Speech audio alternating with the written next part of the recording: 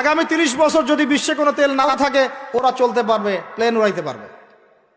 ওদের মিলস বন্ধ হবে না, ফ্যাক্টরি বন্ধ হবে না, ওদের ইন্টারনেট সেকশন বন্ধ হবে না, বিদ্যুৎ বন্ধ হবে না, ওদের কোনো কিছুই বন্ধ হবে না, কোনো প্রযুক্তি বন্ধ হবে না।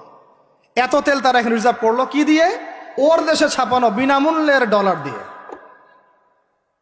এবং সেই ডলারটা আমরা নিলাম, নিয়ে আমরা মাশাআল্লাহ অট্টালিকা নির্মাণ করলাম, আর মনে করলাম যে মাশাআল্লাহ আমি তো খুব ধনী হয়ে গেলাম, সমৃদ্ধি অর্জন করলাম। এরপরে তারা আরবদেরকে বুঝালো, ইয়া শেখ, আরবদেরকে বুঝালো, হাবিবি, ইয়া হাবিবি, কাছে আসেন, শোনেন, আমরা আপনাদের কাছে তেল আছে, আপনারা তো তেল বয়কট করে দিয়েছেন, আর তেল ছাড়া তো আমাদের যুদ্ধ বিমান ফ্লাই করছে না। তেল কাদেরকে দিয়েছে আল্লাহ পাক?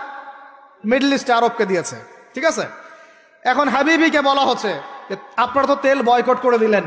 এটা করেছিল বাদশাহ ফয়সাল, বলেন রাহিমাহুল্লাহ, উনি একজন সাহসী নেতা ছিলেন।